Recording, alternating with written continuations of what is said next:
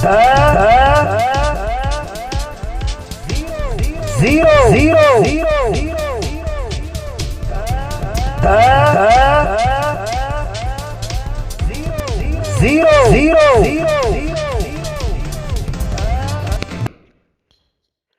Friends, media mature के YouTube channel the zero में एक बार फिर आपका स्वागत है। आप देख रहे हैं अपना लोकप्रिय कार्यक्रम पीएससीएल मैटर एपिसोड 99। आइए साथियों, आज के वीडियो में हम बात करेंगे कि जो अपने 11 सवाल बनाए थे, आप बहुत सारे साथियों ने अपने सीनियरों को भेजे, लेकिन जो पहले 11 सवाल थे वो व्हाट्सएप पे भेजने के लिए थे, न कि प्रिंट निकाल कर देने के लिए, क्योंकि उसमें कुछ और मैटर भी लिखा हुआ था। लेकिन अब मैंने उसको नए तरीके से तैयार किया है। वही 11 सवाल हैं और उसी में और 7 बिंदु जोड़ दिए गए हैं और ये लीगल नोटिस के रूप में तैयार किए गए हैं। ये वो जो पहले वाले थे वो व्हाट्सएप पे आप सभी एक दूसरे सभी सीनियरों को दीजिए, जितने भी या जो भी आपका इंट्रोड्यूसर है आपको उसको दीजिए। लेकिन जो ये सवाल हैं जो अभी मैं ये बनाए हैं, मैंने 8 पन्नों की फाइल है जिसमें 7 पन्नों पे 11 सवाल और 7 बिंदु दर्शाए गए हैं और 8वां जो आखिरी पेज है उस पर रिसीविंग है, वो रिसीविंग जरूर लेनी है। और ये जो 11 सवाल और ये जो 7 बिंदु हैं, यानी जो ये अभी मैं फाइल आपको प्रोवाइड करा रहा हूं, ये आप लोग केवल और केवल नेगेटिव सीनियर को दीजिए। सारे सीनियर्स को देने की जरूरत नहीं है, केवल नेगेटिव सीनियर को। सभी जूनियर मिलकर के सभी जूनियर उसमें साइन करेंगे और उसको सौंपेंगे और उनसे पावती लेंगे, रिसीविंग लेंगे। और अगर सीनियर आपके ज़िले में नहीं रहता है, बाहर रहता है, तो उसको रजिस्ट्री करके भेजेंगे और इसकी एक प्रिंट अपने पास भी निकाल के रखेंगे, प्रूफ। और उसकी जो प्रूफ आप निकाल के रखेंगे उस पर वो रजिस्ट्री की रसीद चिपका के रखेंगे कि हमने इस तारीख को ये भेजा था। और उसके बाद उनसे फ़ोन पे बात करेंगे और जो भी बातचीत हो रिकॉर्डिंग करिए। ये बहुत ही महत्वपूर्ण है क्योंकि ये सारे एविडेंस आपको चाहिए, आपको पूर्ण ब्याज सहित भुगतान लेने के लिए, क्योंकि आपके साथ बहुत सारा छल कपट हो रहा है। काफ़ी सारे सीनियर और काफ़ी सारे मैनेजमेंट के लोग संगठनों के माध्यम से आपको गुमराह कर रहे हैं और आपको मतलब एन केन प्रकार उनका मकसद केवल एक है कि इनका समय निकाला जाए, समय नष्ट करते जाए। काफी समय जब निकल जाएगा उसके बाद पैसा बचेगा ही नहीं, तो फिर देंगे कहां से। इनका मकसद केवल ये है। तो मैं रिक्वेस्ट करूंगा कि अब समय न निकले साथियों, क्योंकि 11 सवाल आप लोगों को प्रोवाइड कराए हुए आज 4 महीने पूरे हो चुके हैं।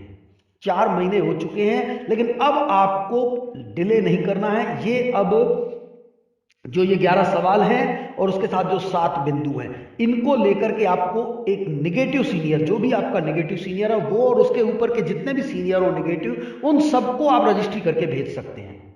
सब लोगों को भेजिए, सब लोग मिलकर के भेजिए, जितने भी लोग साइन करें। सिस्टम वही रहेगा जैसे 16 पेज में था कि जो व्यक्ति साइन कर रहा है ये देखे कि उसके इंट्रोड्यूसर ने साइन किया है कि नहीं किया, नहीं किया तो उसका कंप्लेंट में नाम डालना है। ठीक उसी प्रकार यहां करना है कि जितने भी लोग साइन करेंगे, जिसने उसके इंट्रोड्यूसर ने साइन नहीं किया मतलब वो नेगेटिव है और उसी को ये भेजना है, उसके ऊपर उसका नाम रहेगा। तो आइए मैं आपको वो मैटर पढ़ के बताता हूं और आपको उसमें कैसे क्या भरना है मैं आपको वो भी बता देता हूं।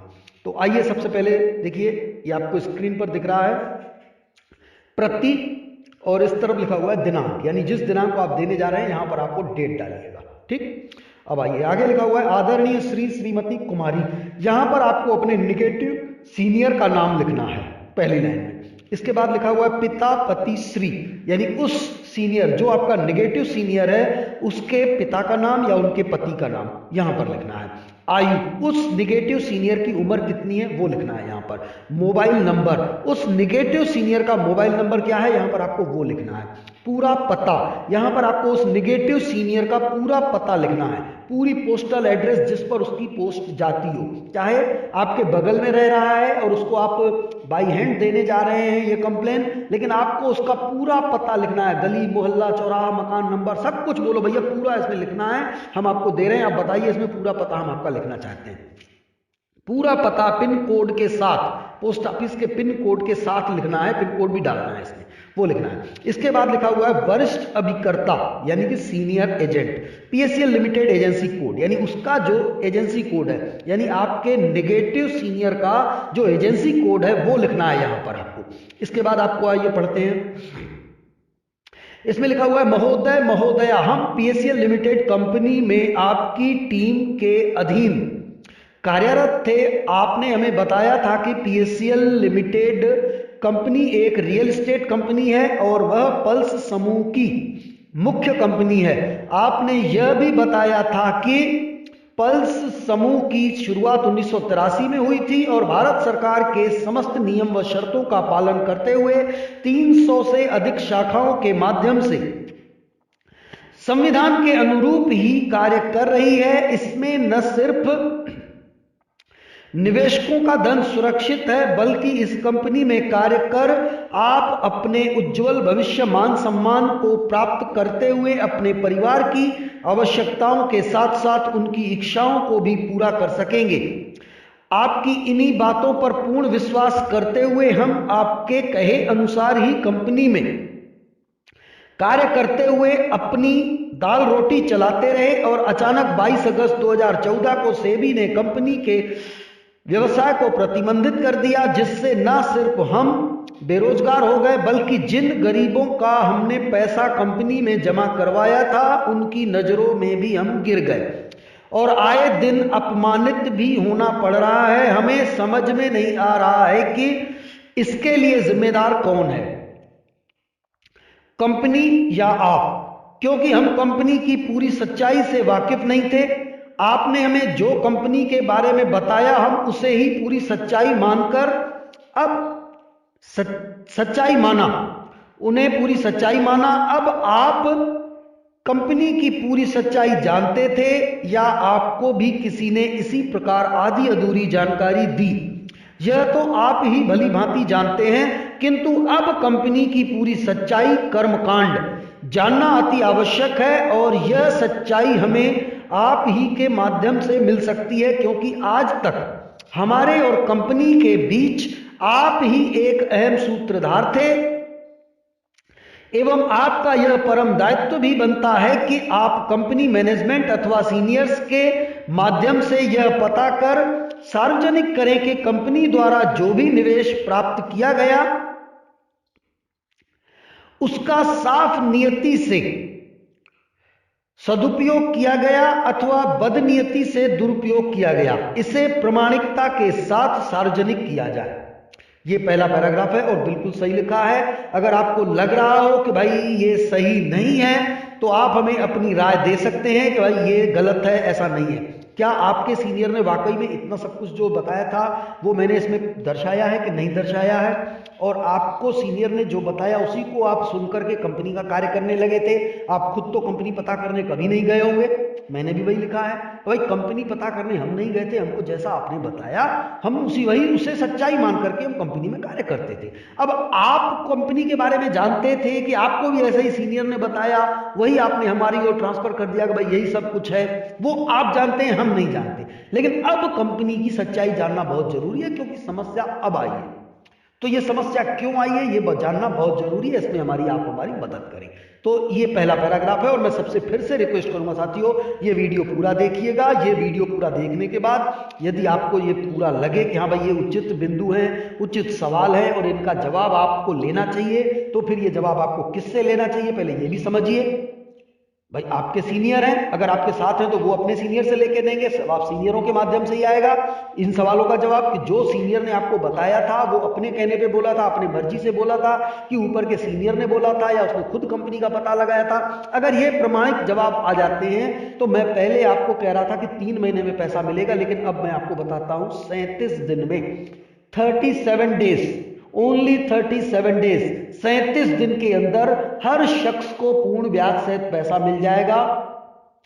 और जिसके पास पॉलिसी बॉन्ड नहीं होगा, जिनका पॉलिसी बॉन्ड कंपनी में जमा होगा, जिनके पॉलिसी बॉन्ड में 19-20 नाम की मिस्टेक होगी, उन सब को भी पूर्ण ब्याज सहित भुगतान 37 दिन के अंदर मिल जाएगा। इस बात की मैं गारंटी देता हूं, 37 दिन के अंदर उन सबको मिल जाएगा। सिर्फ उस व्यक्ति के पास आधार कार्ड होना चाहिए और बैंक का अकाउंट होना चाहिए, उस अकाउंट में पैसा उसको मिलेगा, बाई चेक मिलेगा। अकाउंट में डायरेक्ट ट्रांसफर भी नहीं होगा, बैंक अकाउंट के लिए आपको चेक मिलेगा। ये भी मैं बता दूं, अगर आप प्रमाणित जवाब दे देते हो तो 37 दिन के अंदर आपको चेक प्रोवाइड कराना मेरा काम है और वो आपके अकाउंट में क्लियर हो जाएगा। चेक के माध्यम से पेमेंट होगी और उसके लिए आपके पास बैंक का अकाउंट और आधार कार्ड होना चाहिए और कंपनी का आपके पास अपने अकाउंट से संबंधित डाटा होना चाहिए। प्रमाण पत्र है नहीं है उससे कोई मतलब नहीं है। अगर पॉलिसी बॉन्ड है तो अच्छी बात है, फिर इमीडिएट कोई दिक्कत नहीं है। अगर नहीं है तो फिर उसका मैं रास्ता बताऊंगा कि आप एक थाने में एक पेज की कंप्लेन दे देंगे कि हमारा पॉलिसी बॉन्ड गुम हो गया, हमारा नंबर इतना था, इतना पैसा जमा था, और उसको एक एफिडेविट 50 रुपए के स्टाम्प पेपर पे एक एफिडेविट बना के दे देंगे कि पॉलिसी बॉन्ड गुम हो चुका है, यदि कभी मिल जाएगा तो हम आपके सुपुर्द कर देंगे। बस इतना लिख करके आप दे देंगे, लेकिन आप आधार कार्ड की फोटोकॉपी और बैंक का पासबुक देना अनिवार्य है, वो दे देंगे और आपको पैसा मिल जाएगा। तो इतना सरल काम और न्यूनतम समय में, यानी केवल 37 दिन में आपको पैसा मिल सकता है। तो आप 4 साल से क्यों इंतजार कर रहे हैं?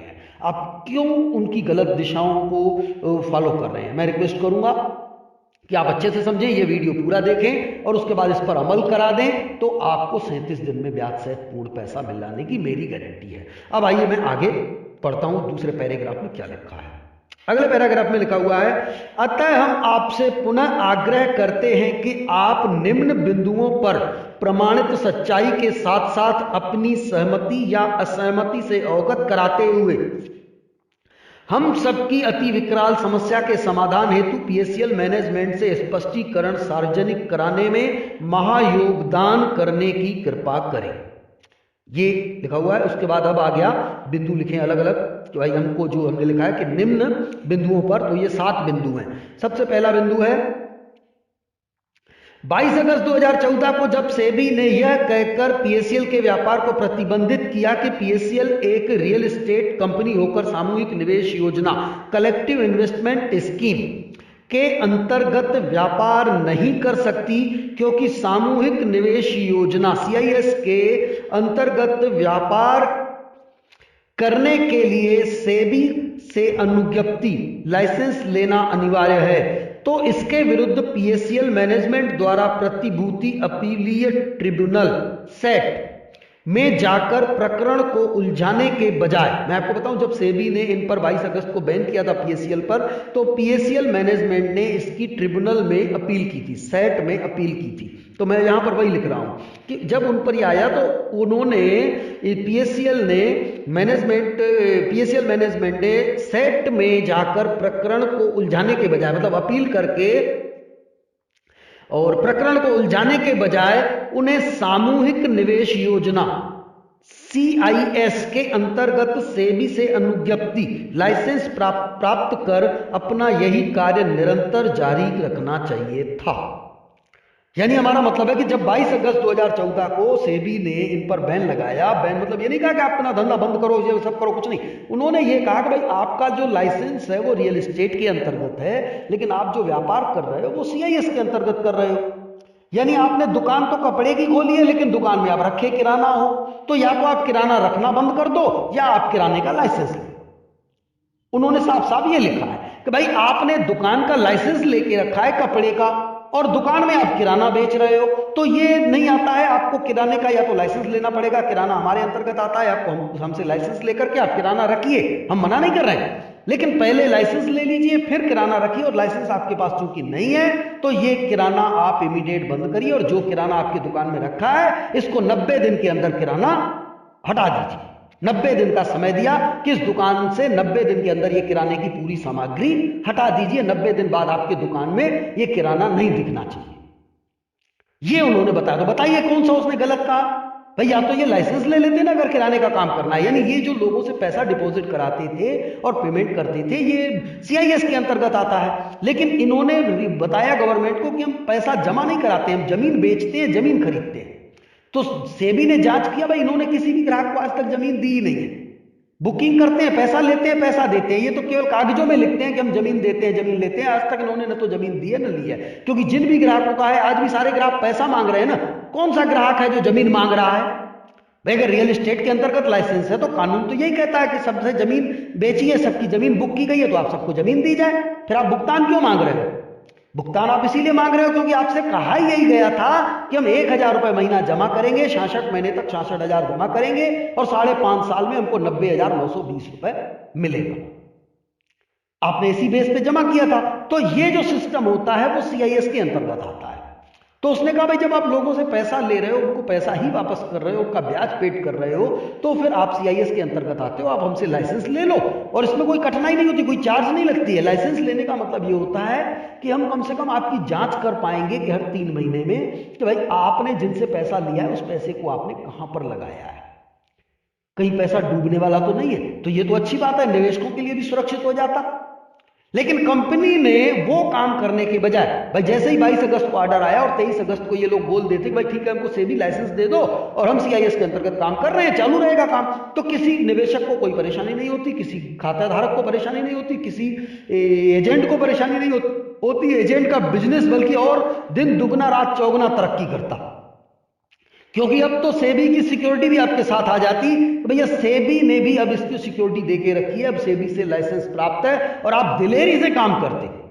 मैं समझता हूं जिसको एजेंट को जितनी कमीशन मिलती थी, अगर कंपनी उस समय हमसे मीटिंग करके सभी एजेंटों को बोलती कि भाई हम आपकी कमीशन आधी करने जा रहे हैं क्योंकि हमको सेबी से लाइसेंस लेना पड़ रहा है और हर 3 महीने में जब ऑडिट होगा तो आखिर हमारा वर्कलोड बढ़ेगा, तो उस वर्कलोड पे खर्चा भी आएगा, क्योंकि हमको कुछ लोग बढ़ाने पड़ेंगे। जो हम रिपोर्ट तैयार करने में 6 महीना साल लगा देते हैं, वो हमको एक समय निर्धारित समय होता है, उसके अंतर्गत हमको रिपोर्ट हर 3 महीने में अगर सेबी को देनी है तो हमको एम्प्लॉय बढ़ाने पड़ेंगे, हमारा खर्चा बढ़ेगा, हम आपकी कमीशन आधी करने जा रहे हैं। तो मुझे लगता है सारे एजेंट और सीनियर तैयार हो जाते हैं कि ठीक है भैया चलो आप कमीशन आधी कर दो, कोई दिक्कत नहीं है, ये तो मजबूती के साथ हम अब फील्ड में उतरेंगे। अब तो दिलेरी से हम बैंकों और पोस्ट ऑफिस से टक्कर लेंगे कि हमारी फुल मजबूत हो गई। अब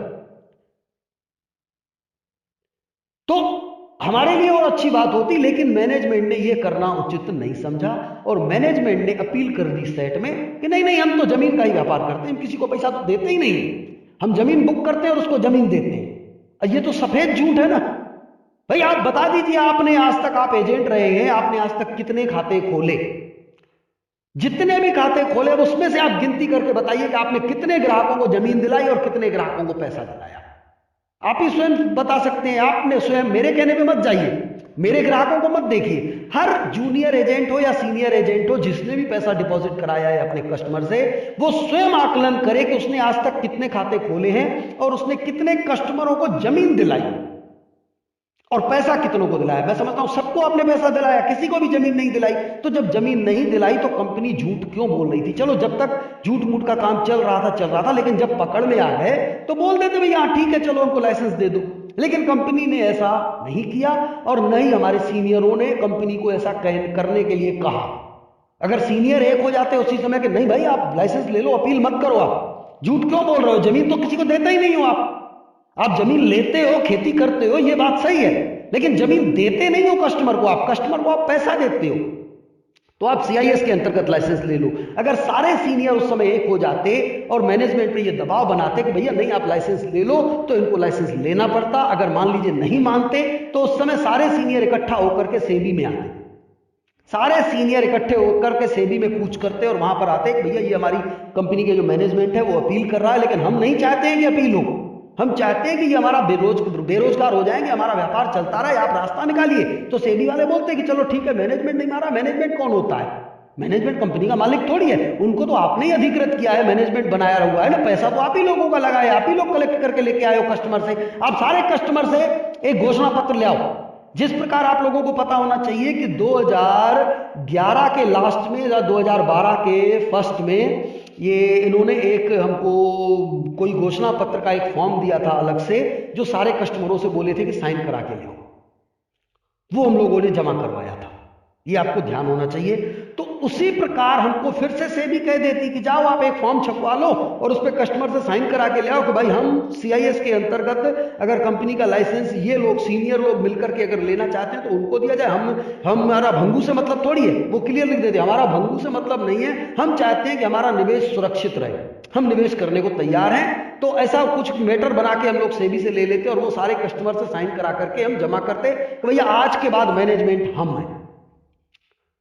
बाकायदा वोटिंग करते ना कि कौन भंगू के साथ है और कौन हमारे साथ है। जो हमारे साथ है भैया, कौन सेबी से लाइसेंस लेकर के काम करना चाहता है, कौन सेबी से लाइसेंस नहीं लेकर के अपील करना चाहता है। तो जो लोग लाइसेंस लेकर के काम करना चाहते हैं उनकी संख्या ज्यादा होती, वो सब होते, और लाइसेंस लेकर के वो सब पूरी लायबिलिटी और एसेट्स पे दावा ठोक देते कि भैया हम लाइसेंस, गवर्नमेंट भी हमको सपोर्ट करती, कोर्ट जाते तो कोर्ट भी यही कहती, अगर हमारी संख्या कम भी हो जाती तो भी कोर्ट, मान लीजिए भंगू के साथ संख्या ज्यादा भी हो जाती तो भी कोर्ट यही कहती कि भंगू तो भैया अपील कर रहा है ना, लोगों का धन सुरक्षित है इसकी गारंटी थोड़ी दे रहा है, लेकिन इसकी गारंटी तो सेबी दे रही है। अगर ये लोग सेबी से लाइसेंस ले रहे हैं तो इनको प्राथमिकता ज्यादा देनी चाहिए। अतः अब पीएससीएल इनकी है, भंगू की नहीं है। सारा मैनेजमेंट बाहर हो जाता, प्रॉपर्टी पूरी नए लोगों के हाथ में आ जाती और नए सिरे से काम चलता, व्यापार चलता, आप लोगों के जीवन में खुशहाली आती, पहले से अधिक खुशहाली आती, क्योंकि आप गारंटेड प्लेटफॉर्म पे जा रहे थे आप। लेकिन ऐसा कुछ नहीं हुआ। चलिए कोई बात नहीं है, उस समय सीनियरों को अगर ऐसा लगा कि जो मैनेजमेंट कर रहा है सही दिशा में कर रहा है, लेकिन अब तो पता चल चुका है कि वो दिशाएं गलत थी, तो अब कम से कम सही रास्ते पे आ जाएं। तो आइए मैं आगे बढ़ता हूं कि आगे इसमें मैंने क्या लिखा है कि उन्होंने प्रकरण को उलझाने के बजाय, मतलब अपील करके प्रकरण को उलझाने के बजाय उन्हें सामूहिक निवेश योजना सीआईएस के अंतर्गत सेबी से अनुज्ञप्ति लाइसेंस प्राप्त कर अपना यही कार्य निरंतर जारी रखना चाहिए था, या अभी भी, मतलब करना चाहिए था, एक ये खत्म हो गया, या अभी भी पीएससीएल मैनेजमेंट अथवा वरिष्ठ सीनियर, यानी मैनेजमेंट या सीनियर, ये सब मिलकर के जो कोर कमेटी के मेंबर है या हाउस मेंबर हैं, जो 12वीं रैंक के लोग हैं, वो सब लोग अभी भी मिलकर के सेबी से पीएससीएल लिमिटेड के नाम से ही सामूहिक निवेश योजना सीआईएस के अंतर्गत अनुज्ञप्ति लाइसेंस प्राप्त करते हुए पीएससीएल लिमिटेड की पिछली समस्त लेनदारी व देनदारी, लायबिलिटीज एंड एसेट्स पर दावा किया जाना चाहिए। यानी अभी भी अगर वो चाहें तो दावा कर दे तो भी भंगू के पैरों तले जमीन खसक जाएगी कि सारी प्रॉपर्टी के तो यही अब मालिक खुद बन सकते हैं, इनको तो गवर्नमेंट भी सपोर्ट करेगी। भाई हम काम ही फिर से चालू करना चाहते हैं, सभी एजेंटों को रोजगार भी मिल जाएगा, फील्ड पूरी तैयार की हुई है, 5 करोड़ 15 लाख इन्वेस्टर हैं, लगभग 1 करोड़ एजेंट हैं, उनको रोजगार भी मिल जाएगा और हम सारी लेनदारी देनदारी ले लेंगे, हम उसका पूरा रिस्पॉन्सिबिलिटी लेते हैं। बट सवाल यह है कि हमको पूरी उनका अथॉरिटी मिले, तो एमसीए भी दे देगी कि ले लो भैया अथॉरिटी, जो लोढ़ा कमेटी के पास प्रॉपर्टी है वो भी ले लो, और जो अटैच नहीं है वो भी आप अटैच कराने के हकदार हो। क्योंकि जो अब एजेंट लोग जो थाने में एप्लीकेशन देते हैं, तब एप्लीकेशन नहीं, सीधा मैनेजमेंट सीबीआई को डायरेक्शन देगा, सीधा ऑर्डर देगा कि भैया हमारे पास जो प्रकरण था आपके अधीन था, आपने जांच की, अब हम आपसे रिक्वेस्ट करते हैं कि जो धोखाधड़ी आप कह रहे थे हुई है, हम भी कह रहे हैं धोखाधड़ी हुई है, तो अब वो धोखाधड़ी हमारे साथ भी हुई है और अब मैनेजमेंट में हम लोग हैं, अतः हम आपसे निवेदन करते हैं कि हमारे सारे रिकॉर्ड की आप जांच करें, हम आपकी मदद करेंगे और हमारी सारी प्रॉपर्टी आप पूरी, चाहे पाताल में भी हो, खोज के निकालने में हमारी मदद करें। और उसकी एक पेपर हम सुप्रीम कोर्ट में भी दे देंगे, सुप्रीम कोर्ट भी मोहर लगा देगी, हाँ बिल्कुल इनकी सारी प्रॉपर्टी पता करो भाई, इनको तो अब ये प्रॉपर्टी दे देंगे, ये कंपनी ही चालू कर देंगे फिर से, तो ज्यादा बेटर होगा। और क्लियर लिखेंगे भैया हम सीआईएस का लाइसेंस लेकर के काम कर रहे हैं, क्या दिक्कत है? तो सुप्रीम कोर्ट कहेगी बहुत अच्छी बात है, सेबी भी तैयार बैठी है, क्या सीआईएस का लाइसेंस लेके काम चालू कर दो, कमीशन आधी कर देंगे, जितनी जिसकी परसेंट थी उसकी जस्ट आधी, सब एजेंट भी खुश, रोजगार भी चालू हो जाएगा, बेहतरीन होगा। तो इसमें मैंने इतना ही लिखा है कि हम लोग ये किया जाए अभी, या तो फिर सीनियर मैनेजमेंट मिलकर के ये काम करें और उसकी सारी लायबिलिटी और एसेट्स पे दावा कर दें, तथा पीएससीएल मैनेजमेंट अथवा वरिष्ठ सीनियर्स एवं आपके द्वारा आज तक निवेशकों के हितार्थ भुगतानार्थ माननीय सर्वोच्च न्यायालय, माननीय लोढ़ा कमेटी, सेबी या सरकार के समक्ष कब कब और कौन कौन से दस्तावेज प्रस्तुत कर समाधान की मांग की गई तथा उस पर क्या क्या कार्यवाही हुई, उसे यथाशीघ्र सार्वजनिक किया जाना चाहिए। यहां पर मैंने ये पॉइंट बहुत अच्छा लिखा है कि काफी सारे सीनियर अपने जूनियर्स को बोलते हैं कि लगे हुए बस चिंता मत करो, पेमेंट आने वाली है, ये है वो है, किसी के चक्कर में मत पड़ो, ये 11 सवालों में मत पड़ो, इधर मत पड़ो, हम लगे हुए हैं, ये तो सब और उलझाने वाले हैं। तो इसमें मैंने ये पॉइंट लिखा है कि भाई आपने या आपके सीनियरों ने या मैनेजमेंट ने पीएससीएल के निवेशकों के भुगतान के लिए सुप्रीम कोर्ट में या लोढ़ा कमेटी में या सेबी में या अन्य सरकार के दफ्तरों में, जैसे संगठन वाले देते हैं ना, प्रधानमंत्री कार्यालय में मुख्यमंत्री को ज्ञापन दिया, ये सब, तो मैंने लिखा है कि भाई इन सब के भुगतान के संबंध में आज तक किस किस ने कौन कौन सी जगह पर कौन कौन से दस्तावेज दिए हैं, वो दस्तावेज सार्वजनिक करो, ताकि हम पढ़े लिखें कि इसमें क्या भुगतान के लिए आपने लिखा है, कि कैसे इससे भुगतान पॉसिबल है। उसके बाद मैंने ये भी लिखा है कि फिर आपने जब वो दस्तावेज दिए तो सामना वाला जिसने दस्तावेज आपसे लिए, उस व्यक्ति ने, उस अधिकारी ने, उस मंत्री ने, उसने उस आपके दस्तावेज पे क्या कार्रवाई की, ये भी बताएं। क्योंकि आपने दस्तावेज दिया और उसने फेंक दिया रही तो सुप्रीम कोर्ट में हम कुछ नहीं कर सकते, तो आपका दस्तावेज देना ही व्यर्थ चला गया ना। आपने क्यों दिलवाया भाई?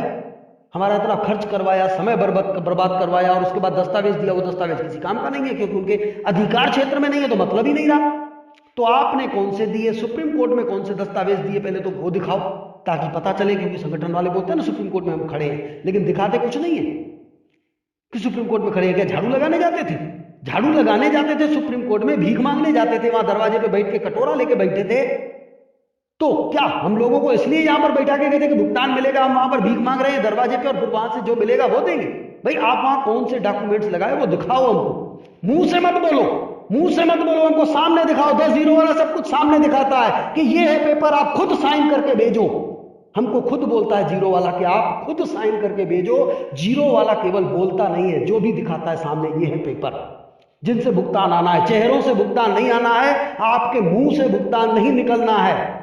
भुगतान दस्तावेजों के माध्यम से, राइटिंग पे जब तक कार्रवाई नहीं होगी तब तक भुगतान नहीं मिलेगा। तो वो सब दिखाता है, अब आप भी दिखाओ।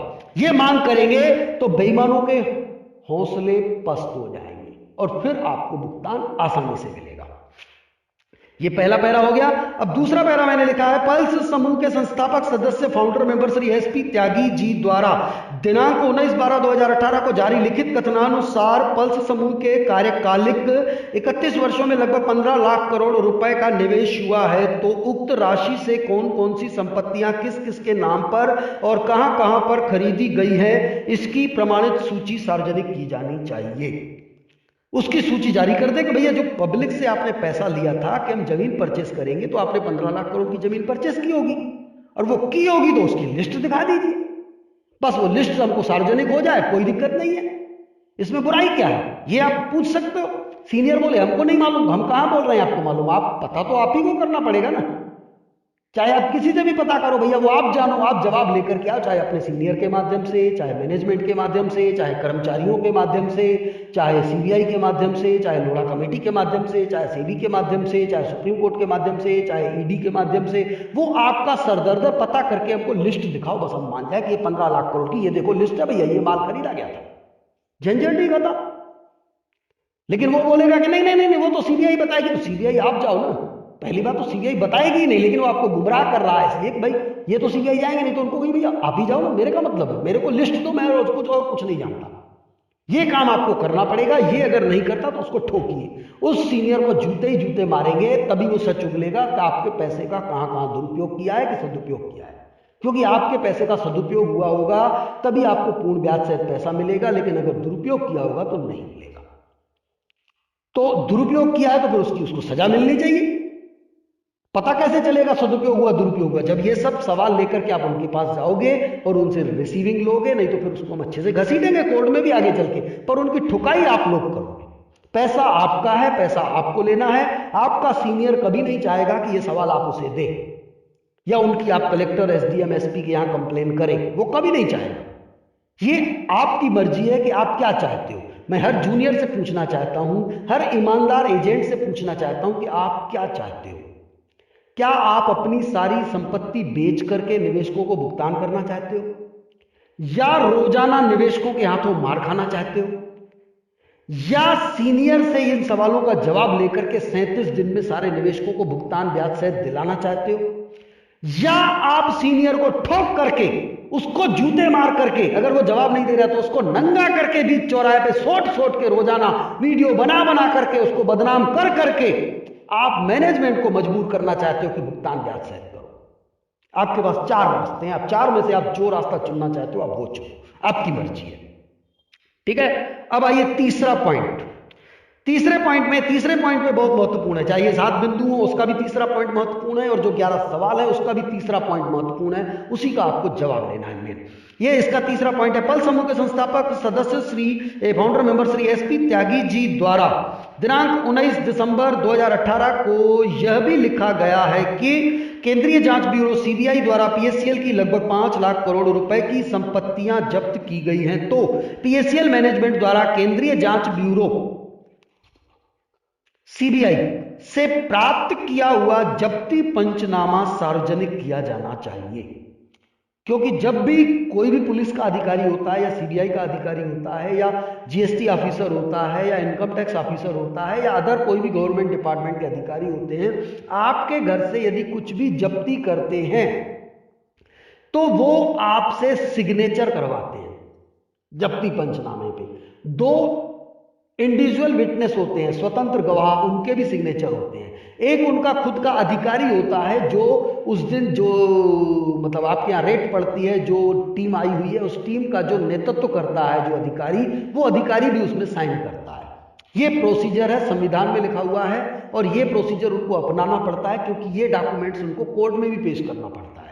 ये जब्ती पंचनामा दिल्ली की 30,000 कोर्ट में भी रखा हुआ है, मैं आपको बता दूं, क्योंकि सीबीआई ने जो प्रॉपर्टी सीज की थी वो सुप्रीम कोर्ट में सीज की हुई प्रॉपर्टी नहीं सौंपी उन्होंने, क्योंकि सुप्रीम कोर्ट डायरेक्ट केस कभी भी नहीं लेता, सुप्रीम कोर्ट में अपील की जाती है। लेकिन जो सीबीआई ने चार्जशीट फाइल की है वो फाइल की है कहां पर? 30,000 कोर्ट में। तो वो जब्ती पंचनामा 30,000 कोर्ट में रखा हुआ है। लेकिन उस का जिक्र मैं वहां पर इसलिए नहीं कर रहा हूं 30,000 कोर्ट का, क्योंकि जो 30,000 कोर्ट में जो जब्ती पंचनामा है उसमें तो 11,706 करोड़ 96 लाख रुपए की प्रॉपर्टी लिखी हुई है। लेकिन त्यागी जी बोल रहे हैं 5 लाख करोड़ की, और सच्चाई भी है, 5 नहीं 8 लाख करोड़ की जब्त हुई है, लेकिन बाकी प्रॉपर्टी बंगू को वापस दे दी गई है। ये सब मिली भगत हुई है। तो इसलिए मैं चाहता हूं कि अब इस मुद्दे को लेकर के आप जग जाहिर करें कि भाई मैनेजमेंट के जब ये संस्थापक सदस्य हैं पीएससीएल के और वो कह रहे हैं 5 लाख करोड़ की, तो हमको जब्ती पंचनामा दिखाओ। हम कुछ नहीं जानते, और अगर नहीं हुई है इतनी जब्ती तो फिर बाकी जब्ती करवाओ। क्यों नहीं हुई? क्योंकि जब्ती पंचनामा जो 30,000 कोर्ट में रखा हुआ है उसमें क्लियर लिखा हुआ है कि सीबीआई ने जो प्रॉपर्टी जब्त की है 29,088 प्रॉपर्टियां, जिसका खरीद मूल्य 11,706 करोड़ 96 लाख रुपए है, ये लिखा हुआ है स्पष्ट, वो जब्ती पंचनामा। बट ये जब्ती पंचनामा बदला गया है। पहले जो जब्ती पंचनामा था उसमें 1,85,000 संपत्तियां लिखी हुई थी जो लगभग 8 लाख करोड़ रुपए के खरीद मूल्य की थी।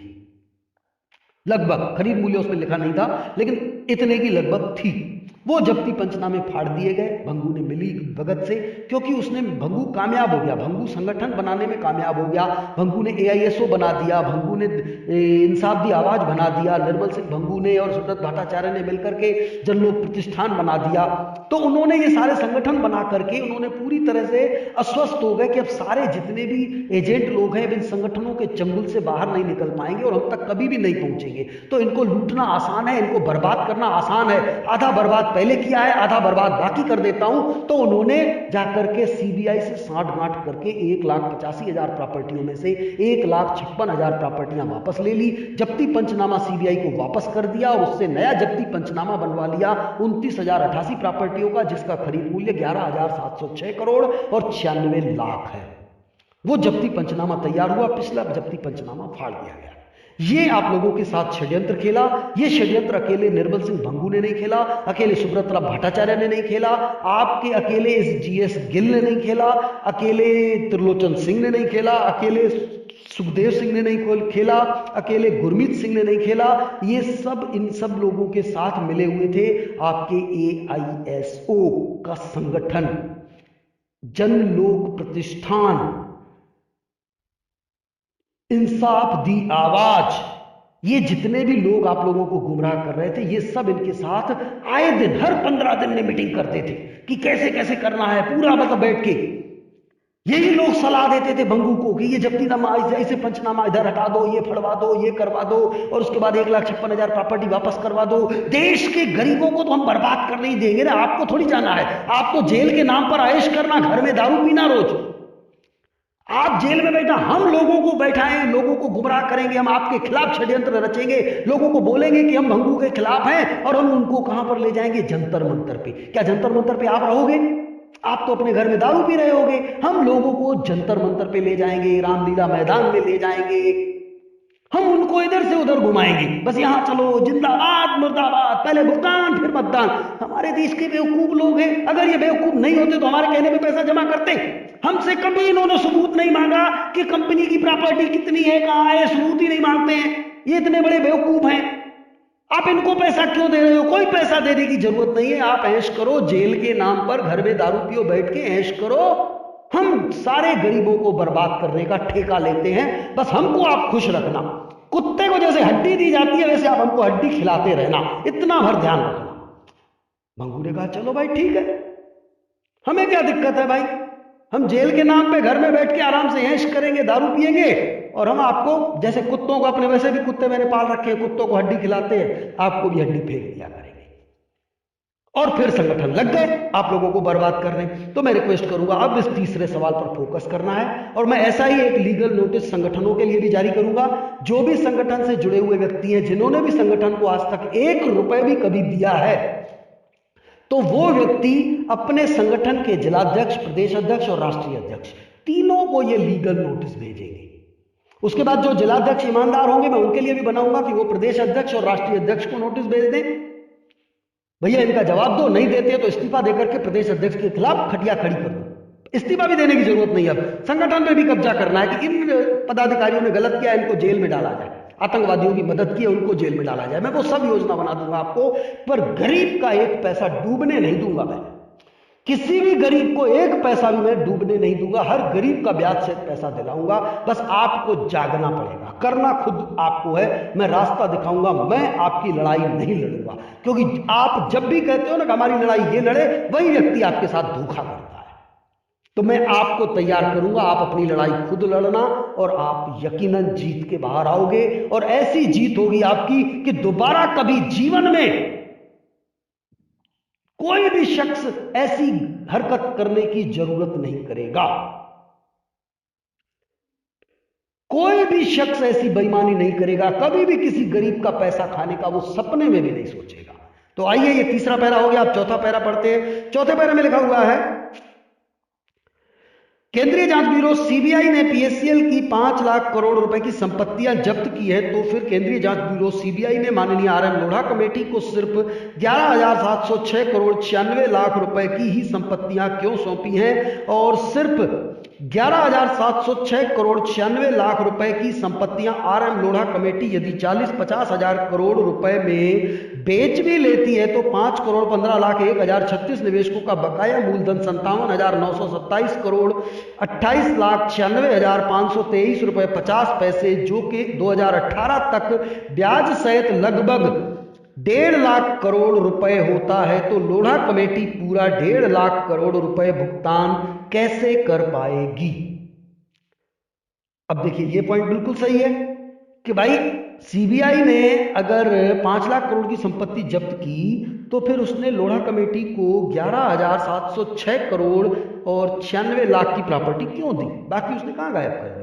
ठीक है। और लोढ़ा कमेटी के पास अगर 11,706 करोड़ की प्रॉपर्टी है और उसने अगर आज उसकी वैल्यू बढ़ भी गई और उसने 40-50 हजार करोड़ में बेच भी दिया, तो जब 57,927 करोड़ मतलब लगभग 58,000 करोड़ मूलधन होता है और वो ब्याज सहित पेमेंट बनती है 1.5 लाख करोड़, तो वो 40-50 हजार करोड़ से 1.5 लाख करोड़ का भुगतान कैसे कर पाएगा? ये तो पॉसिबल ही नहीं है। ये लिखा है इसी के आगे, इसी में पैरे में लिखा हुआ है, इसके लिए केंद्रीय जांच ब्यूरो सीबीआई में शेष संपत्तियां कहां गायब हुई, इस पर पीएससीएल मैनेजमेंट द्वारा अपनी आपत्ति दर्ज कराकर उस आपत्ति को सार्वजनिक किया जाना चाहिए। यानी अगर मैनेजमेंट को पता है कि 5 लाख करोड़ की संपत्ति जब्त हुई है तो वो अपने लेटर हेड पे सीबीआई को नोटिस भेजे कि आपने हमसे 5 लाख करोड़ की संपत्ति जब्त की है, तो आपने लोढ़ा कमेटी को 11,000 करोड़ की क्यों सौंपी है, बाकी संपत्ति कहां गई? सीबीआई को नोटिस भेजो, इमीडिएट आपकी समस्या का समाधान। वो क्यों नहीं नोटिस भेज रहे? वही लिखा हुआ है भाई को। अब आप सीनियर को बोलिए भैया आप भिजवाओ, आप ये काम करो, ठीक है। अब ये 5वां पॉइंट जो है, 5वां बिंदु, वो ये है, पीएससीएल मैनेजमेंट ने अपने कार्यकालिक 31 वर्षों में लगभग 15 लाख करोड़ रुपए का निवेश प्राप्त कर लगभग 7 करोड़ एकड़ से भी अधिक की अविकसित भूमि की बुकिंग करते हुए उसे विकसित कर निवेशकों को आवंटित करने का करार किया, जबकि कंपनी के पास लगभग 25 लाख एकड़ जमीन है और इसमें से लोढ़ा कमेटी के पास सिर्फ 3,04,322.17 एकड़ ही जमीन जब्ती में है। तो शेष जमीन केंद्रीय जांच ब्यूरो सीबीआई ने लोढ़ा कमेटी को न सौंपकर केंद्रीय जांच ब्यूरो सीबीआई ने कहां गायब कर दी, इस पर पीएससीएल मैनेजमेंट द्वारा अपनी आपत्ति दर्ज कराकर उस आपत्ति को सार्वजनिक किया जाना चाहिए। देखिए, ये भी पॉइंट बिल्कुल सही है कि भाई जैसे त्यागी जी का कहना है कि 5 लाख करोड़ की प्रॉपर्टी उन्होंने जब्त की है, यानी उसने लगभग 25 लाख एकड़ जमीन जब्त की है सीबीआई ने। तो जब सीबीआई ने 25 लाख एकड़ जमीन जब्त की तो पहला पॉइंट ये है कि 15 लाख करोड़ रुपए जो पीएससीएल में डिपॉजिट हुआ है उसमें उन्होंने लगभग 7 करोड़ एकड़ जमीन बुकिंग की है। तो 7 करोड़ एकड़ जमीन बुकिंग की, लेकिन आपने खरीदी तो नहीं इतनी, आपके पास तो कुल 25 लाख एकड़ जमीन थी, तो आपने इतनी सारी बुकिंग क्यों की? इसी को आधार सेबी ने माना है कि आप रियल एस्टेट में नहीं आते हैं, क्योंकि आपके पास जितना पैसा आया आप अपने पूरे पैसे की जमीन लेते तो हम आपको मानते कि आप रियल एस्टेट का व्यापार करते हो, लेकिन आपने पूरे पैसे की जमीन ही परचेज नहीं की। आपके पास कुल 25 लाख एकड़ जमीन है, जबकि आपने बुकिंग की है 7 करोड़ एकड़ जमीन की। तो 7.25 करोड़ एकड़ जमीन आपने परचेज ही नहीं की, बुकिंग कर दी, तो ये इलीगल है, इसी में फंसे हैं। अब सीबीआई ने अगर 25 लाख एकड़ जमीन जब्त की है तो फिर सीबीआई ने लोढ़ा कमेटी को कुल 3,04,322.17 एकड़ जमीन क्यों दी भाई? बाकी 22 लाख एकड़ जमीन कहां चली गई भाई? 22 लाख एकड़ जमीन छोटी मोटी तो नहीं होती है, वो कहां गायब कर दी सीबीआई ने? और अगर सीबीआई ने गायब कर दी तो मैनेजमेंट उसको नोटिस क्यों नहीं भेज रहा है सीबीआई को? लेटर हेड पे नोटिस भेजे कि भाई आपने 25 लाख एकड़ जमीन की है तो लोढ़ा कमेटी को 3 लाख एकड़ क्यों दिए? 22 लाख एकड़ हमको और दो या लोढ़ा कमेटी को दो, तो उससे पैसा मिल जाएगा लोगों को। लेकिन वो ये भी नहीं कर रहे हैं, और संगठन वाले ये सच्चाई आपको बताते ही नहीं है कि कहीं आप जाग ना जाओ। लेकिन मैं अब आपसे रिक्वेस्ट करता हूं कि आप जागो। नहीं जाग पाओगे तो पैसा 40 साल में मिलने वाला नहीं है, लेकिन अगर जाग जाओगे, ये सारे जवाब लेके आओगे, तो 37 दिन के अंदर आपको पैसा मिलेगा। ओनली 37 डेज, दिन गिनती करके रख लेना। 37 दिन के अंदर पूर्ण ब्याज सहित पैसा, चाहे आपके पास पॉलिसी बॉन्ड हो चाहे न हो, पॉलिसी धारक जीवित हो या न हो, सबको पैसा मिलेगा। सिर्फ आधार कार्ड और बैंक का पासबुक होना चाहिए और आपके पास डाटा होना चाहिए कि आपने कब कौन सा जमा किया था, कुछ बस टोटल अकाउंट नंबर और फिगर, इतना पैसा जमा है। पैसा भी पता नहीं होगा, वो भी चल जाएगा, कंपनी से पता चल जाएगा। आप अकाउंट नंबर दोगे तो कंपनी आपको जो कंपनी इसके लिए सौदा करेगी, जो आप लोगों को पेमेंट करेगी, उसके पास पूरे डाटा कंपनी से कलेक्ट करके आपको बता देगी कि हाँ आपके अकाउंट में इतना पैसा जमा है। लेकिन आपको अकाउंट नंबर भर आपको देना पड़ेगा, क्योंकि कल अगर अकाउंट नंबर ही आप नहीं दोगे तो आपका पैसा फिर दूसरा भी निकाल सकता है, इसलिए आपको ये देना पड़ेगा। बाकी आपको घबराने की जरूरत नहीं है। 37 दिन में आप अगर पैसा लेना चाहते हो तो आप हमारे इस वीडियो को पूरा देखें और इसको पूरा फॉलो करें। जो मैं आपको बता रहा हूं उसको अच्छे से समझें। पहले आपका विवेक खुद कहे कि भाई हाँ ये सही है, ये करना चाहिए, तो आप करो, और ये करने में आप कामयाब हुए और आपको 37 दिन में पैसा मिल जाएगा। ये कामयाबी कैसे मिलेगी? वो आपको अपने इंट्रोड्यूसर के माध्यम से। आपका इंट्रोड्यूसर चाहे तो 24 घंटे में जवाब दे सकता है, और न चाहे तो वो 24 साल भी लटका सकता है। ये आप पर डिपेंड करता है कि आप लटकना चाहते हैं कि आप भुगतान लेना चाहते हैं, वो आप पर डिपेंड करता है। आइए अब आगे छठवां सवाल, छठवां जो बिंदु है उसमें क्या लिखा है। 22 अगस्त 2014 को पीएससीएल कंपनी के पास मौजूद लगभग 25 लाख एकड़ जमीन आज तक किस किस व्यक्ति, समूह, संस्था, कर्मचारी, अधिकारी आदि के कब्जे में है, और उन जमीनों पर किस किस पदार्थ की खेती की गई तथा खेती व किराए से आज तक कितना पैसा प्राप्त हुआ, और उस पैसे को कहां कहां संग्रहित कर किस किस उपयोग में लाया गया, इसका पूर्ण विवरण सार्वजनिक किया जाना चाहिए। अब हम ये पूछ रहे हैं कि भाई जो 25 लाख एकड़ जमीन है, लोढ़ा कमेटी के पास कागज रखे हैं, लेकिन खेती आप लोग कर रहे हो, तो वो कौन खेती कर रहा है?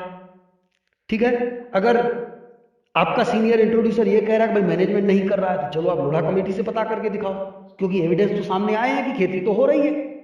तो जो भी कर रहा है आप लोढ़ा कमेटी से पूछ के बताओ, ये आपका काम है, हम थोड़ी पूछेंगे लोढ़ा कमेटी से भी। आप पूछो भाई ये कौन कर रहा है, और जो भी कर रहा है उससे जितना भी पैसा आ रहा है वो पैसा कहां पर रखा जाता है और उस पैसे का उपयोग क्या किया जाता है। क्योंकि अगर अफीम, चरस, गांजे की खेती की जाती है, 100 करोड़ रुपए रोज की आमदनी होती है, और इतना सारा पैसा आज गायब है, तो वो पैसा हमारा डाउट है कि आपने नक्सलियों को दिया या आतंकवादियों को दिया। ये गैर कानूनी है, हमने इसके लिए पैसा नहीं दिया था, अतः हमारे पैसे का सदुपयोग हो इसलिए दिया था, और सदुपयोग नहीं हुआ है तो फिर ऐसे भेड़ियों के खिलाफ कार्रवाई करनी है। हमको आप प्रमाण बताओ कि वो पैसा किसके पास है, कहां है और किस उपयोग में लाया जा रहा है। ये बहुत जरूरी है जानना। ये पॉइंट हमने इसलिए डाल दिया। अब एक 7वां पॉइंट है, ये बहुत ही महत्वपूर्ण पॉइंट है। ये आपको अपने सीनियर को जगाना है कि अगर इसका आपने जवाब नहीं दिया या आपने हमारा भुगतान नहीं कराया तो ये 7वां पॉइंट आपकी सर धड़ से अलग करवा देगा। सुप्रीम कोर्ट आपका धड़ से सर अलग करवा देगी, हम नहीं, सुप्रीम कोर्ट करवाएगी, देखिएगा। इसमें हमने क्या लिखा है देखिए। Mega business week, mega business scheme के अंतर्गत 21 अगस्त 2014 एवं 22 अगस्त 2014 की तारीख में पीएससीएल कंपनी में कुल कितना निवेश प्राप्त हुआ और उस प्राप्त निवेश में से 21 अगस्त 2014 एवं 22 अगस्त 2014 की तारीख में निवेशकों को कुल कितना भुगतान, कितना अभिकर्ताओं को कमीशन, कितना कर्मचारियों को वेतन तथा कितना अन्य मदों में व्यय करने के पश्चात शेष कितनी राशि बची और उस राशि को कहां संग्रहित कर किस किस उपयोग में लाया गया, इसका पूर्ण विवरण सार्वजनिक किया जाए। यह बहुत ही बेहतरीन पॉइंट है, क्योंकि पीएससीएल मैनेजमेंट का कहना है कि 21 अगस्त और 22 अगस्त को 800 करोड़ रुपए का कलेक्शन हुआ, जबकि उन्होंने जो कमीशन बांटी या जो कस्टमर्स को पेमेंट दी या जो अन्य खर्चे हुए हैं वो जो 18 और 19 अगस्त के कलेक्शन में से जो पैसा बचा था उसमें से किया गया। यानी 21 और 22 अगस्त का पूरा पैसा इनके पास बचा हुआ था और वो आज तक गायब है। वो पैसा इन्होंने कहां गया? अब डाउट ये है, जो सूत्र जानकारी देते हैं वो ये आ रही है कि इन्होंने 20 अगस्त को मीटिंग की थी सभी ब्रांचों में और लोगों से कहा गया था कि हम एक ये मेगा बिजनेस वीक है, ये मेगा बेनिफिट स्कीम लाई गई है इस वीक में। 21 अगस्त से 27 अगस्त तक आप बिजनेस करिए, आपको बहुत सारे बेनिफिट मिलेंगे। वो बेनिफिट की डिटेल मैं आपको बाद में बता दूंगा। बहुत सारे उसमें बेनिफिट थे और उसी बेनिफिट के मद्देनजर लोगों ने, सारे एजेंटों ने बढ़ चढ़कर बिजनेस ले आए। 6-6 महीना, साल का रिन्यूअल एडवांस लेके आए। रिन्यूअल भी एडवांस लेके आ रहे थे, जो पुराने खाते खुले हुए थे रिन्यूअल ले आओ, साल भर का एडवांस, क्योंकि स्कीम उसमें ऐसी थी, बहुत सारा फायदा था। ये दरअसल में हमारे पास जो सूत्रों से जानकारी आई है वो ये आई है कि दाऊद इब्राहिम, हाफिज सईद और आपके ये जो खालिस्तान लिबरेशन फ्रंट के आतंकवादी और कई नक्सली ने मिलकर के एक योजना बनाई थी कि भाई पीएससीएल के माध्यम से हम लगभग 1 लाख करोड़ का इस हफ्ते में कलेक्शन करेंगे और दीपावली 2014 पे आधे इंडिया में बमों की बौछार कर देंगे, सारा देश खत्म कर देंगे। इनकी ये योजना थी। संसद भवन उड़ा देंगे, प्रधानमंत्री ऑफिस उड़ा देंगे, प्रधानमंत्री कार्यालय उड़ा देंगे, प्रधानमंत्री आवास उड़ा देंगे, हर राज्य के मुख्यमंत्री आवास उड़ा देंगे, हर राज्य के राजभवन उड़ा देंगे, सारे रेलवे स्टेशन उड़ा देंगे, पूरे देश के सारे बस स्टैंड उड़ा देंगे, काफी सारा नुकसान करेंगे, देश को बर्बाद कर देंगे, कम से कम 50 करोड़ लोगों को मौत के घाट उतारेंगे। हमारा सूत्र बता रहे हैं कि ऐसी इनकी योजना थी, लेकिन कामयाब नहीं हो पाए क्योंकि 22 अगस्त को शाम को सेबी ने बैन कर दिया। ये कामयाब नहीं हो पाए क्योंकि ये एक हफ्ते में इनका टारगेट था 1 लाख करोड़ का, लेकिन 1 लाख करोड़ नहीं कलेक्ट कर पाए। 2 दिन तक की बिजनेस चला, लेकिन 2 दिन में भी इन्होंने 800 करोड़ कलेक्ट कर लिया। ये ऐसा इन्होंने लोढ़ा कमेटी को बताया, लेकिन सूत्र ये बताते हैं कि इनका लगभग 4000 करोड़ का कलेक्शन हुआ है इन 2 दिनों में। यानी 3200 करोड़ इन्होंने फिर भी गायब कर दिया है, वहां से बताया ही नहीं है। तो 4000 करोड़ कलेक्शन हुआ है, ऐसा सूत्र बताते हैं। लेकिन इन्होंने 800 करोड़ कहा है, तो कम से कम आपको यह पूछने का अधिकार है कि बताओ वो 800 करोड़ कहां गया, क्योंकि सूत्र ये बताते हैं कि जो 4000 करोड़ का इन 2 दिनों में कलेक्शन हुआ है, वो 4000 करोड़ हर ब्रांच में, जो ब्रांच मैनेजर थे वो भी मिले हुए थे, एम्प्लाई भी मिले हुए थे। वहां पर भंगू ने फोन करके कहा कि फलाने सीनियर को अटैची भर के दो, ये पैसे लेकर के आएंगे। और 4-4, 6-6 सीनियर, जैसे तेजेंद्र पाल चन्नी हो गया, बख्तावर सिंह हो गया, और आपका ये एसपी त्यागी हो गया, आपका मंगेश थरवल हो गया, एमएल सहजपाल हो गया, डायरेक्टर हो गए आपके सुब्रत भट्टाचार्य हो गए, त्रिलोचन सिंह हो गया, सुखदेव सिंह हो गया, गुरमीत सिंह हो गया, जीएस गिल हो गया, निर्मल सिंह भंगू खुद, ये सारे लोग मतलब लग गए, चारों दिशाओं में फैल गए थे। हर ब्रांच से अटैचियां, सूटकेस भर भर के नोटों की ले आए थे और सब लोगों ने जाकर के ये सारा पैसा नक्सलियों को दे दिया। 4000 करोड़ रुपए नक्सलियों को दे दिया कि भारत को बर्बाद करो। अगर सोचिए सेबी बैन नहीं लगाती, 7 दिन व्यापार चलता, 27 अगस्त तक 1 लाख करोड़ रुपए इनके पास आ जाता। ये सारा पैसा ये मैनेजमेंट के लोग और कुछ सीनियर मिलकर के जाकर के दे के आते नक्सलियों को, और दीपावली 2014 पे ये सारे देश में बम बिछा देते। प्रधानमंत्री मर जाता, राष्ट्रपति मर जाता, सारे मुख्यमंत्री मर जाते, सारे रेलवे स्टेशन उड़ जाते, सारे बस स्टैंड उड़ जाते, आधा देश खत्म हो जाता, 50 करोड़ लोग मर जाते। सोचिए, इतनी बड़ी घटना घटने से बच गई। ये हमको प्रकरण बाकायदे पूरा खुलवाना है और इनका नार्को टेस्ट करवाना है, लाइव डिटेक्टिव टेस्ट करवाना है कि इनका इतना बड़ा षड्यंत्र था, इनको फांसी की सजा दी जाए। ये पूरा जग जाहिर हो जाएगा। केवल 21 और 22 अगस्त का कलेक्शन कितना हुआ और वो पैसा कहां गया, इसका पीछा करेंगे तो हमको ये पकड़ना पड़ेगा। और हम रिक्वेस्ट करेंगे, आप लोग जागिए, पहले ब्याज सहित भुगतान मिल जाता है तो ठीक है, नहीं तो हम इनको तो छोड़ेंगे नहीं, क्योंकि इन्होंने इतनी बड़ी गद्दारी की है। ये 20 अगस्त को इन्होंने जो प्लान बनाया था मेगा बिजनेस वीक के अंतर्गत, जो इन्होंने मेगा बेनिफिट योजना लाई थी, वो इन्होंने आधे भारत को बमों से उड़ाने की योजना थी। ये पाकिस्तान में हाफिज सईद और दाऊद इब्राहिम बैठ के योजना चला रहे थे कि हमको क्या करना है। ड्रग्स की तस्करी करते हैं, अफीम चरस गांजे की खेती करते हैं। क्या ये खेती करने के लिए हमको उसमें जोड़ा है? हमें अब इनके खिलाफ कार्रवाई करनी है, इन गद्दारों को फांसी के तख्ते तक पहुंचाना है। और इसका प्रमाण है ना, अब 5 लाख करोड़ त्यागी जी ने बोल दिया है ना। हम पूछेंगे ना, भाई आपने झूठ क्यों बोला? झूठ इसीलिए बोला क्योंकि बाकी जमीनों पे अफीम चरस गांजे की खेती हो रही है, तो आपने कह दिया ये सीबीआई के भरोसे बैठे रहेंगे। लेकिन अब तो सीबीआई पोल खुलेगी कि 5 लाख करोड़ की हमारे पास है नहीं, हमारे पास 11,000 करोड़ की है। इसका मतलब 4,90,000 करोड़ की जमीनों पर अफीम चरस गांजे की खेती है। ये त्यागी जी को मालूम है, वो पैसा नक्सलियों के पास जाता है। सब साबित हो जाएगा। अब इनको फांसी के तख्ते तक ले जाएंगे साथियों। बस आप लोगों का सपोर्ट चाहिए। ब्याज सहित तो भुगतान इनके बाप को भी देना पड़ेगा।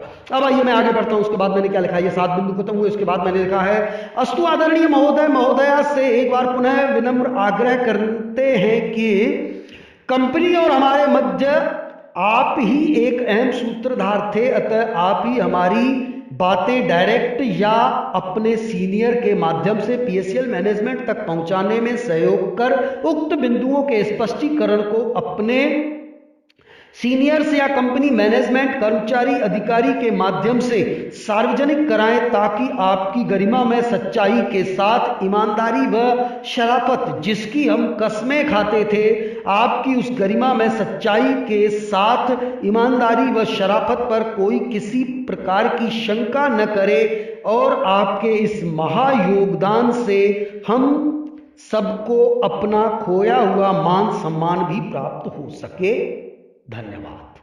ये हमने पहला चैप्टर अपना खत्म कर दिया। और इसके बाद आता है अब जो इसके साथ इंक्लूड फाइल है। इंक्लूड फाइल कौन सी है? इसके बाद ये मैटर हुआ 3 पेज का, चौथे पेज पे इंक्लूड फाइल है। मैं आपको बता देता हूं वो कौन सी है। संलग्न पल्स समूह के संस्थापक सदस्य founder member Shri SP Tyagi ji द्वारा दिनांक 19/12/2018 को जारी लिखित कथन की शाया प्रति एवं पूर्व में दिए गए 11 सवालों की प्रति, ये इसमें अटैच है। ये आपको स्क्रीन पर दिख रही है। ये उन्होंने 19 दिसंबर 2018 को एसपी त्यागी जी ने उत्तराखंड में एक मीटिंग की थी और मीटिंग के दौरान उन्होंने ये लिखित में जवाब दिया था, 11 सवालों का जवाब। ये उनका जवाब आपको दिख रहा है, ये इसमें है, चौथे नंबर पेज पे है ये। और ये नीचे उनकी साइन भी है, देखिए 19/12/2018 एसपी त्यागी सिग्नेचर है, नीचे एसपी त्यागी नाम लिखा है और नीचे उसके नीचे उनका मोबाइल नंबर भी लिखा है 9837971533 9837971533। इस नंबर पर आप कॉल करके भी पूछ सकते हैं कि एसपी त्यागी जी ने ये लिख के जवाब दिया है कि नहीं दिया है। ये भी आप उनसे पूछ सकते हैं। इसके वीडियो भी प्रमाण है, वीडियो में भी उन्होंने बोला है कि हाँ मैंने ये दिए। ठीक, अब उसके बाद आता है ये 5वां नंबर पेज। तो 5वें नंबर पेज पे जो इंक्लूड फाइल है वो यही है, जो आप लोगों ने पहले अपने सीनियर्स को 11 सवाल भेजे थे, या जिन्होंने नहीं भेजे हैं तो इसी के माध्यम से चले जाएंगे साथ में। वो 11 सवाल इसी में फिर से शामिल किए गए हैं। इसमें थोड़ी सी चेंजिंग की गई है, क्योंकि जो पहले के जो 11 सवाल थे उसमें जो सवाल नंबर 2 था उसमें लिखा हुआ था पर्ल ग्रुप में 19 जनवरी 1983 से 22 अगस्त 2014 तक लगभग 10 लाख करोड़ का निवेश हुआ है या नहीं। तो इसमें हमने लिखा है 15 लाख करोड़। क्यों? क्योंकि एसपी त्यागी जी ने 15 लाख करोड़ लिख दिया है, तो हम अब 15 लाख करोड़ का ही पीछा करेंगे। हमें पास जितने एविडेंस आते जाएंगे हम उसी को आगे फॉलो करेंगे। अगर आगे चल के 25 लाख करोड़ पता चलेगा तो हम 25 लाख करोड़ बोल लिखेंगे, जितना आएगा ये लिख। इसको चेंज किया गया है। और इसके अलावा कुछ एक पॉइंट और भी चेंज किए गए हैं, मैं बता देता हूं। और इसका कौन सा पॉइंट हमने चेंज किया है, इसका हमने 10वां नंबर पॉइंट चेंज किया है। बाकी सारे वही सवाल हैं जो दूसरे में चेंज किया है। हाँ, तीसरे में भी चेंज किया है। नहीं, तीसरे में चेंज नहीं किया साथियों। तीसरे में भी यहाँ वही बस लिख दिया, जहां पर पहले 10 लाख करोड़ था वहां 15 लाख करोड़ लिखा है, भाई इसकी पूरी लिस्ट जारी किया जाए। और 10वें नंबर पॉइंट को हमने चेंज किया है। 10वें नंबर पॉइंट में हमने ये चेंज किया है कि जो पहले लिखा हुआ था, पहले ये लिखा हुआ था पीएससीएल में जमा 5,15,000 निवेशकों का मूलधन 57,927 करोड़ 28,96,523 रुपए 50 पैसे का समस्त निवेशकों को पूर्ण ब्याज सहित भुगतान मिलना चाहिए या नहीं। 10वां सवाल यहां तक था और उसके आगे हमने जोड़ दिया, तथा इसके लिए पीएससीएल मैनेजमेंट अथवा वरिष्ठ सीनियर्स एवं आपके द्वारा आज तक निवेशकों के हितार्थ भुगतानार्थ माननीय सर्वोच्च न्यायालय, माननीय लोढ़ा कमेटी, सेबी या सरकार के समक्ष कब कब और कौन कौन से दस्तावेज प्रस्तुत कर समाधान की मांग की गई तथा उस पर क्या क्या कार्रवाई हुई, उसे यथाशीघ्र सार्वजनिक किया जाना चाहिए या नहीं। हमने ये कहा कि भाई अगर आप भुगतान दिलाना चाहते हो, भाई भुगतान कह रहे हो कि हाँ भाई सबको ब्याज सहित भुगतान मिलना चाहिए, तो आपने भुगतान ब्याज सहित हो, इसके लिए आपने आज तक सुप्रीम कोर्ट को कौन से पेपर सौंपे या लोढ़ा कमेटी को कौन से सौंपे, सरकार को कौन से सौंपे, आप वो पेपर सार्वजनिक करिए और उस पेपर पे सामने वाले अधिकारी ने क्या कार्रवाई की उसको आप सार्वजनिक करें। हम यहाँ पर ये मांग कर रहे हैं, तो ये बहुत ही बेहतरीन है, ये पॉइंट हमने जोड़ दिया, बहुत अच्छा है। और इसके बाद 11वां सवाल भी वही है जो मैंने आप लोगों को पहले ही लिखा हुआ है कि भाई ये लोग ये 10,000, 15,000, 20,000 या 23,000 करोड़ के प्रपोजल देने के बजाय सीधा सीधा ये क्यों नहीं लिखते हैं कि हम हर निवेशक को पूर्ण ब्याज सहित भुगतान अदायगी की तारीख तक, इसमें ये लिखा हुआ है कि सिर्फ और सिर्फ लोढ़ा कमेटी की निगरानी में पीएससीएल की ही सभी शाखाओं में रोजाना 150 से 200 निवेशकों को भुगतान अदायगी की तिथि तक का पूर्ण ब्याज सहित भुगतान करते रहने व अंतिम निवेशक तक निरंतर भुगतान जारी रखने की बात लिखनी चाहिए या नहीं। तो बस वही कर दे तो भी ठीक है, ये लिखा हुआ है। उसके बाद नीचे लिखा हुआ है स्थान, यहां पर आप लोगों को अपने शहर का नाम लिखना है। किसको? जो आप लोग जवाब यानी जो आप लोग भेज रहे हैं, वहां ऊपर जो साइन करना था, नाम लिखना था, किसका लिखना था? जो निगेटिव सीनियर है उसका नाम, उसके पिता का नाम, उसका मोबाइल नंबर, उसका एजेंसी कोड, उसकी पूरी एड्रेस लिखनी थी। लेकिन यहां पर जूनियर, जितने भी जूनियर इकट्ठा हुए हैं, उन जूनियरों में जो सबसे सीनियर है, यानी आपके में जितने लोग भी इकट्ठा हुए हो, उनका जो नेतृत्व कर रहा है वो व्यक्ति यहां पर अपने शहर का नाम लिखेगा, उसके नीचे दिनांक लिखेगा और उसके बाद यहां पर हस्ताक्षर करेगा और हस्ताक्षर के नीचे यहां पर अपना नाम लिखेगा। वो जूनियर अपना नाम लिखेगा, जो सारी जूनियरों का नेतृत्व कर रहा है वो जूनियर यहां पर नाम लिखेगा और अपना पूरा पता लिखेगा। इसके बाद फिर पेज नंबर 7 आता है और पेज नंबर 7 में भी वही व्यक्ति जिसने यहां ऊपर 6 नंबर पेज के सबसे नीचे साइन किया है, वही व्यक्ति यहां पर पहले नंबर पे अपना नाम लिखेगा और उसके बगल में अपना एजेंसी कोड लिखेगा और उसके बाद हस्ताक्षर करेगा। उसके बाद सेकंड नंबर पे अन्य उसके जितने भी जूनियर हो सभी लोग सेकंड नंबर पे नाम लिखेंगे, एजेंसी कोड लिखेंगे, साइन करेंगे। तीसरा नंबर भी इसी प्रकार नाम लिखेंगे, एजेंसी कोड लिखेंगे, साइन करेंगे। इसी प्रकार सभी लोग अपना अपना नाम लिखेंगे, अपना अपना एजेंसी कोड लिखेंगे और साइन करते जाएंगे। ये आपको स्क्रीन दिख रही है, स्क्रीन पर ये 18 तक है, इसमें नंबर डले हुए हैं और इससे ज्यादा लोग आप लोग हो जाते हो तो फिर आप एक सादा पेपर अलग से लगा करके उसमें सभी लोग अपना 19 नंबर, 20 नंबर, 21 नंबर आप लोग लिख करके और उसमें साइन करके आप उनको दे सकते हैं। और उसके बाद जो ये 8वां पेज है वो है रिसीविंग। ये आपको मैंने पहले कहा था कि रिसीविंग आप हाथ से लिखवाइए और भले आप हाथ से नहीं लिखवाना चाहते हो तो इसकी भी आप प्रिंट निकाल लीजिए, कोई दिक्कत नहीं है। ये प्रिंट वाली रिसीविंग लीजिए, इस रिसीविंग में थोड़ी चेंजिंग की गई है, बहुत अच्छी है वो चेंजिंग की गई है और वो रिसीविंग आप उनसे ले लीजिए, इसकी भी प्रिंट ले लीजिए। प्रिंट निकलवाने के बाद इसके जो रिक्त स्थान है, जो खाली स्थान है, उसको आप भर दीजिए और भरने के बाद आप भरवाने के बाद आप उसे अपने पास रख लीजिए सीनियर से साइन कराने के बाद। तो आइए उसमें बता दूं मैं आपको क्या लिखा हुआ है रिसीविंग में। रिसीविंग में ये लिखा हुआ है, अपने समस्त पीएससीएल निवेशकों और जूनियर साथियों के प्रति वफादार सीनियर का एक संदेश, मुझसे पूछे गए 11 सवालों और 7 बिंदुओं की पावती। रिसीविंग मैं यहां पर वो सीनियर अपना नाम लिखेगा जो सीनियर नेगेटिव सीनियर है, जैसे आप 11 सवाल सौंप रहे हैं उसका नाम यहां पर वो खुद लिखेगा, आप नहीं लिखेंगे। यहां पर नाम उससे लिखवाइएगा, प्रिंट आप निकाल लीजिएगा लेकिन यहां पर उससे नाम उसकी राइटिंग में लिखवाइएगा, उसको भैया आप लिखो। पिता पति श्री, यानी वो अपने पिता या पति का नाम लिखेगा यहां पर वो। उसके बाद उम्र, उसकी खुद की जितनी उम्र है वो लिखेगा। मोबाइल नंबर, वो नेगेटिव सीनियर अपना यहां पर मोबाइल नंबर खुद लिखेगा, आप नहीं लिखेंगे, यहां पर वो लिखेगा। ठीक है, पूरा पता उस नेगेटिव सीनियर का पूरा पता, बट वो सीनियर अपनी हाथों से खुद लिखेगा, आप नहीं लिखेंगे। ठीक है, इसके बाद वरिष्ठ अभिकर्ता senior agent PSCL limited agency code, यहां पर उस नेगेटिव सीनियर का एजेंसी कोड, ये कोड भी वो अपने हाथों से खुद लिखेगा, आप नहीं लिखेंगे। इसके आगे लिखा हुआ है, अपने कनिष्ठ अभिकर्ता जूनियर एजेंट श्री, यानी जो इनके पास 11 सवाल लेकर के गए हैं, जिसने पेज नंबर 6 में नीचे साइन किया है, वो उस यहाँ पर एजेंट का यहाँ पर नाम रहेगा। वो एजेंट का नाम भी वो खुद लिखेगा, आपका नेगेटिव सीनियर आप नहीं लिखेंगे, वो लिखेगा और आगे लिखेगा के नेतृत्व में, लिखा हुआ है के नेतृत्व में पधारे अन्य। अन्य के मतलब है कि जैसे आप उस मान लीजिए अपने सीनियर के पास आप 40 निवेशकों को, एजेंटों को लेकर के अपने सीनियर के पास गए हो, या 48 जूनियरों को लेकर के आप अपने सीनियर के पास गए हो, तो यहां पर वो सीनियर आपका नाम लिखेगा। तो भाई इसके साथ इसके नेतृत्व में 48 कनिष्ठ अभिकर्ता, 48 यानी 48 भाई 48 और एजेंट आए इसके साथ। इसका मतलब ये होता है भाई 48 कनिष्ठ अभिकर्ताओं जूनियर एजेंट के से प्राप्त, यानी 48 लोगों से प्राप्त 7 बिंदु एवं 11 सवालों की पावती देते हुए, या पहले लिखा होता 11 सवाल, अब 7 बिंदु और 11 सवाल है, 7 बिंदु भी इसी में है, 11 सवाल भी इसी में है, तो उसकी वो पावती देते हुए बताना चाहता हूं कि इन 11 सवालों में से, फिर आगे डैश डैश है और सवालों के, तो यहां पर अगर उसको मान लीजिए 4 सवालों के जवाब पता है तो वो 4 लिख देगा भाई 4 सवालों के जवाब पता है। ये 6 के पता है तो 6, एक का भी जवाब पता नहीं है तो कट्टस कर देगा भाई किसी का जवाब नहीं पता है। सवालों के जवाब से सहमत हूं एवं यहां पर फिर डैश डैश है, सवालों के जवाब से अनभिज्ञ हूं, यानी अगर 11 सवाल है वो 2 सवालों से सहमत है तो यहां लिखेगा बाकी 9 सवालों से अनभिज्ञ हूं, या अगर 5 सवालों से सहमत है तो यहां लिखेगा 6 सवालों से अनभिज्ञ हूं, या 11 सवालों से सहमत है तो फिर यहां कट्टस कर देगा कि अनभिज्ञ का कोई सवाल ही नहीं है, सभी का जवाब दे दिया,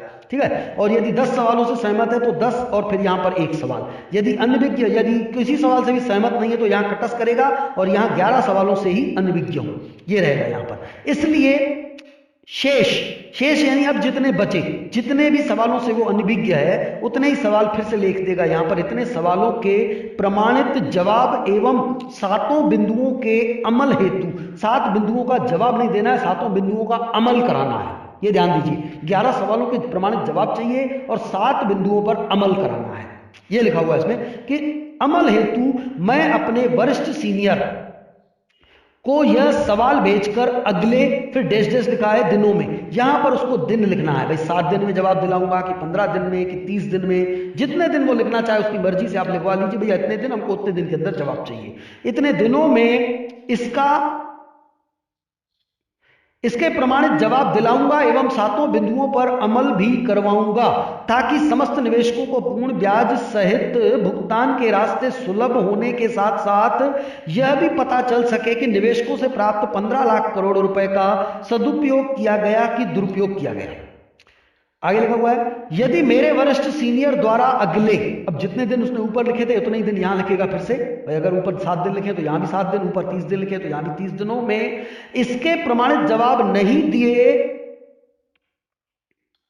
दिलाए जाते और 7 बिंदुओं पर अमल नहीं करवाया जाता तो मैं अपने वरिष्ठ सीनियर के खिलाफ वैसी ही कार्रवाई करूंगा जैसी मेरे कनिष्ठ जूनियर करना चाहते हैं, क्योंकि पल्स समूह के संस्थापक सदस्य श्री एसपी त्यागी जी द्वारा लिखित कथनानुसार पल्स समूह के कार्यकालिक 31 वर्षों में लगभग 15 लाख करोड़ रुपए का निवेश हुआ है, तो उक्त राशि से कौन कौन सी संपत्ति किस किस के नाम पर कहां कहां खरीदी गई है इसका प्रमाणित जवाब तलाशना देश हित में भी अति आवश्यक है, ये लिखा हुआ है। उसके बाद लिखा हुआ है स्थान, यहां पर स्थान वो सीनियर जो नेगेटिव सीनियर है वो अपने शहर का नाम यहां लिखेगा। उसके बाद दिनांक, आपको जिस दिन रिसीविंग दे रहा है वो डेट डालेगा, जिस दिन आपने 11 सवाल सौंपे हैं वो तारीख डाल देगा यहां पर, और फिर यहां साइन करेगा और साइन के नीचे वो अपना नाम लिखेगा और नाम के नीचे अपना मोबाइल नंबर लिखेगा, मोबाइल नंबर के नीचे अपना एजेंसी कोड लिखेगा।